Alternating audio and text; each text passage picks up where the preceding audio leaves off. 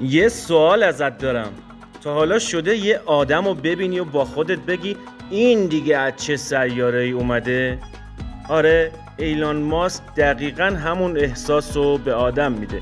آدمی که نه دنبال شهرت بود نه دنبال تعریف، فقط یه ذهن بیقرار داشت، ذهنی که نمیتونست ساکت بمونه. من همیشه از خودم میپرسم چی میتونه یه آدم رو اینقدر از بقیه جدا کنه؟ چرا بعضیا با همون 24 ساعت در روز کار 100 سال رو انجام میدن؟ برای فهمیدن این جواب رفتم سراغ ذهن کسی که با فکرش دنیا رو لرزون، ایلان ماسک.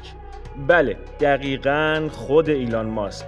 ایلان ماسک سال 1971 توی آفریقای جنوبی به دنیا اومد. یه بچه خجالتی عاشق کتاب و خیال پردازی. اون موقع که بچه ها دنبال بازی بودن، ایلان ماسک دنبال جواب بود. توی 12 سالگی خودش یه بازی کامپیوتری نوشت و فروختش و اینجا بود که اولین جرقه میتونم بسازم رو توی ذهنش روشن کرد. اما زندگی براش آسون نبود. پدر و مادرش جدا شدن، دوران کودکی سختی داشت و همیشه احساس میکرد با بقیه فرق داره. همین حس متفاوت بودن هم درداشو ساخت هم ذهنشو. اون از همون موقع یاد گرفت تنها راه زنده موندن خلق کردنه. سالها بعد با 1000 تا ترس و قرض و فشار رفت آمریکا، بدون رابطه، بدون پول، ولی با یه ذهنی که حاضر نبود تسلیم شه. شروع کرد از صفر با شرکت‌های کوچیکی مثل زیپتو و پیپال، همون پیپال معروف که بعداً فروختشو با پولش 3 تا رویای غیر ممکن ساخت: ماشین برقی، سفر به فضا و انرژی پاک، تسلا، اسپیس ایکس و سولاریستی.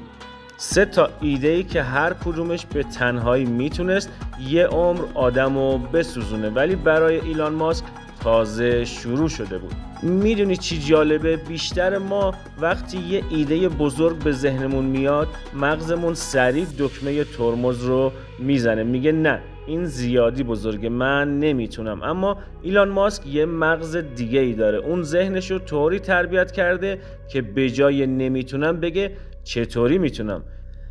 ایلان ماسک از ترس فرار نمیکنه، ازش استفاده میکنه. همیشه میگه اگه از یه کاری میترسم یعنی باید همونو انجام بدم و دقیقاً همین باعث شده به نقطه هایی برسه که بقیه حتی نمیتونن تصورشو کنن. من خودم بارها تو زندگیم حس کردم ذهنم داره عقب میکشه، ولی وقتی رفتار ایلان ماسک رو میبینی میفهمی ترس یعنی نشونه مسیر درست. تا حالا دقت کردی ذهن ما چقدر دنبال آسایشه؟ هرچی خطر کمتر مغزمون خوشحالتر، ولی ذهن ایلان ماسک درست برعکسه. اون دنبال چالش میگرده چون میدونه آسایش زیاد یعنی مرگ رشد. ایلان ماسک یه بار گفت من از تلاش نکردن میترسم نه از شکست، و این جمله تبدیل شد به شعار ذهنش. وقتی تسلا داشت ورشکست میشد، وقتی 3 تا موشک اسپیس ایکس پشت سر هم ترکید، همه گفتن تمومه، ولی اون با خونسردی گفت نه، هنوز یه پرتاب دیگه مونده و همون یه پرتاب تاریخ رو عوض کرد. این بخش از ذهن ایلان ماسک همون چیزیه که ما بهش میگیم تفکر فراتر از انسان، ذهنی که شکست رو جزئی از مسیر میدونه نه پایانش. و اینجا یه نکته روانشناسی مهمه. مغز ما عادت داره از درد فرار کنه، ولی ذهنهای خلاق درد رو معنا میکنن. برای ایلان ماسک هر شکست یعنی یه نسخه جدید از خودش. میدونی چرا این طرز فکر اینقدر عمیقه؟ چون ریشش توی هدفه. ماسک یه هدف داره: نجات نوع بشر. و وقتی همچین چرای بزرگی داری، چطوری ها خودشون درست میشن. اینجا من یه سوال ازت دارم. تو توی زندگی خودت مأموریت داری؟ یه هدف که اینقدر بزرگ باشه که حتی خستگی هم جلودارش نباشه؟ اگه نه وقتشه که یکم فکر کنی، چون بدون هدف بزرگ ذهن فقط میچرخه، اما با هدف حتی سختی ها هم معنا پیدا میکنن. اگه تا اینجا با من یا حس میکنی ذهنت داره باز میشه، حتما لایک کن، چون این ویدیو دقیقاً برای آدماییه که میخوان با فکر رشد کنن، نه فقط با حرف. بذار یه چیزی بگم، شاید کمتر شنیده باشی. ایلان ماسک یه نابغه بیخواب نیست، یه انسان شکننده است. بارها گفته شبها از استرس نمیتونه بخوابه، اما بازم ادامه میده، چون میگه مأموریتم بزرگتر از احساساته. و اینجاست که فرق بین ذهن معمولی و ذهن خلاق مشخص میشه. ذهن معمولی دنبال آرامشه، ذهن خلاق دنبال معنا.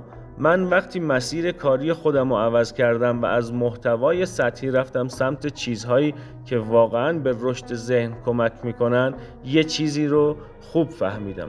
هممون یه ایلان ماسک کوچیک توی ذهنمون داریم، فقط باید اجازه بدیم بلند حرف بزنه. ایلان ماسک به ما یاد داد که نبوغ از جنس ذکاوت نیست، از جنس سماجته، از جنس اون لحظه هایی که میگی ولش کن، ولی یه صدای آروم میگه ادامه بده. و اگه یاد بگیری اون صدا رو خاموش کنی، تو هم ذهنتو از مرز انسانها رد میکنی. اگه از این مدل تحلیل ذهنها خوشت اومده، سابسکرایب کن، چون از این به بعد قراره بریم سراغ ذهن آدمهایی که جهانشونو با فکر ساختن، نه با دنبال کننده و فالوور و از این جور حرفا. ایلان ماسک یه نابغه نیست، یه آینه است که نشون میده ذهن انسان وقتی با ترسش کنار بیاد هیچ مرزی نمیمونه. یعنی در واقع موفقیت همیشه پشت ترسه. پس اگر ترس رو کنار بذاریم هیچ مرزی برامون نمیمونه، نه در فضا، نه در زندگی و نه در آینده. یادت نره دفعه بعدی که از یه ایده ترسیدی لبخند بزن، چون اون ترس دقیقاً در ورود به رشدته. تا ویدیو بعد مراقب ذهنت باش، چون همه چیز از اونجا شروع میشه.